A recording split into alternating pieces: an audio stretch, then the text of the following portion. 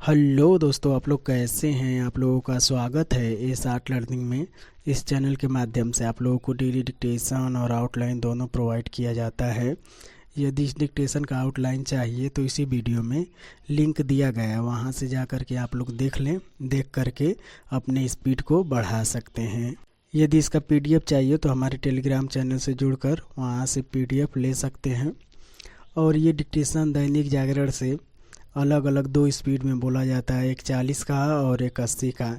Start करते हैं 40 word प्रति मिनट 5 सेकंड बाद।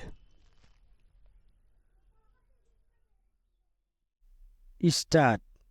यह अच्छा है कि जहां नेशनल टेस्टिंग एजेंसी यानी एनटीए की ओर से रद्द एवं स्थगित की गई परीक्षाओं को फिर से आयोजित करने की तैयारी की जा रही है। वहीं इस एजेंसी की कार्यप्रणाली में सुधार के लिए गठित उच्च स्तरीय समिति परीक्षाओं को पारदर्शित बनाने के लिए छात्रों, अभिभावकों और शिक्षाविदों से विचार विमर्श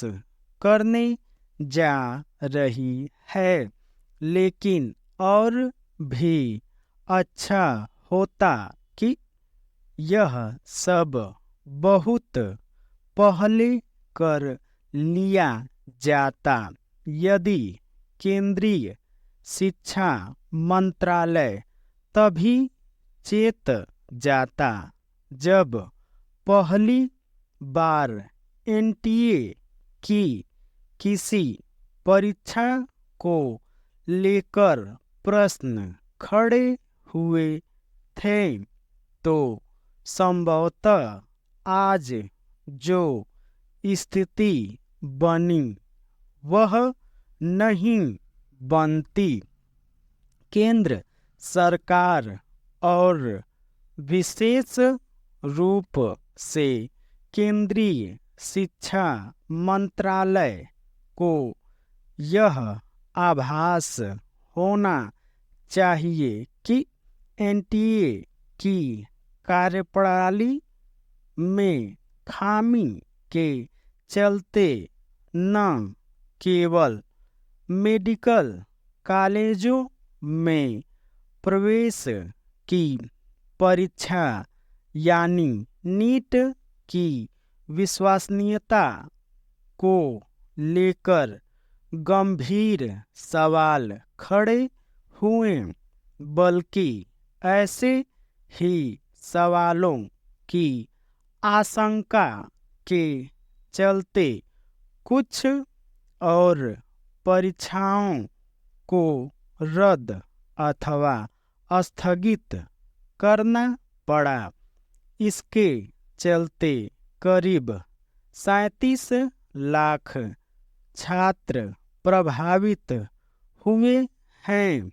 यह एक बहुत बड़ी संख्या है और आश्चर्य नहीं कि इन छात्रों और उनके अभिभावकों के मन में सरकार के प्रति असंतोष हो।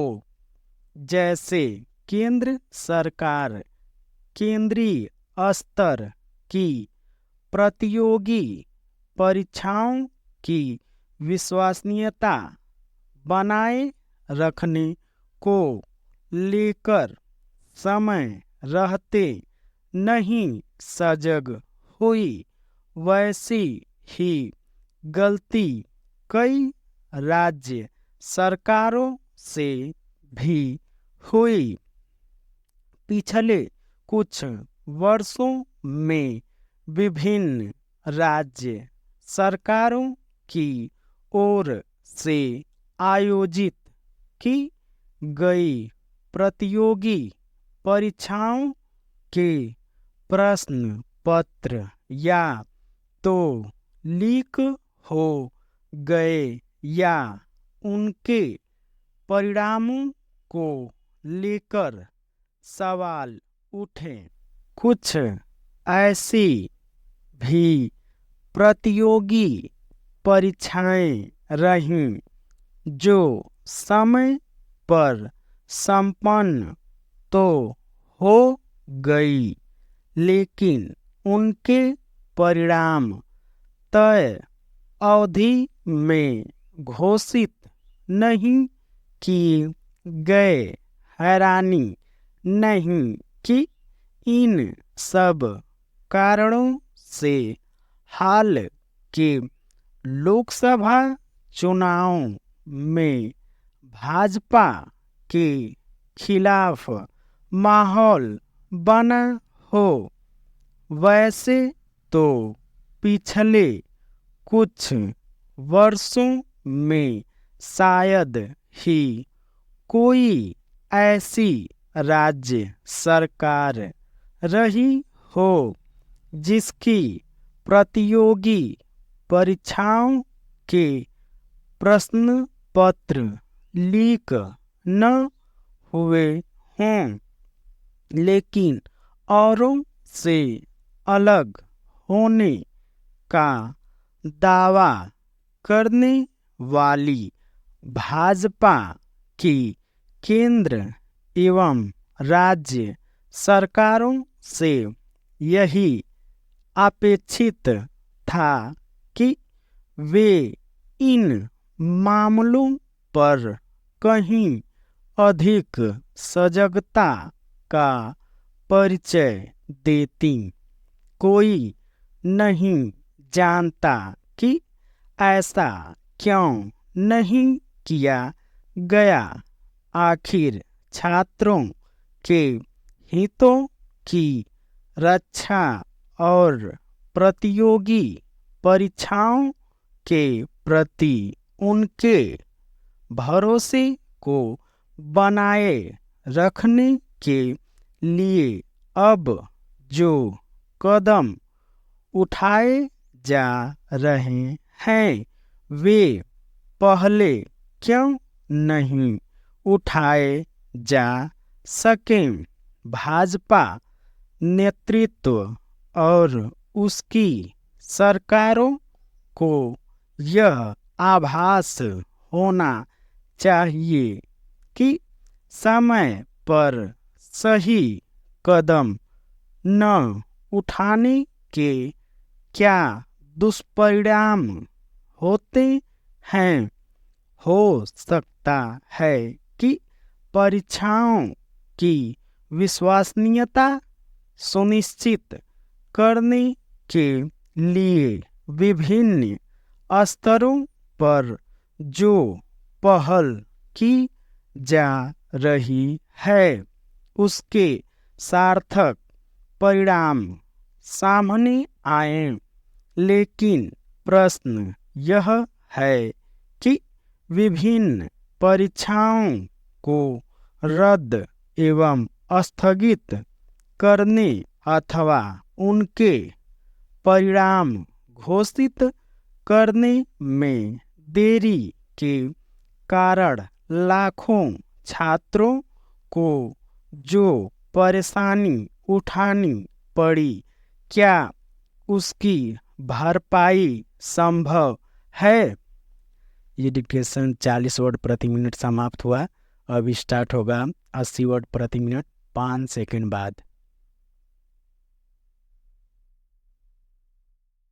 स्टार्ट।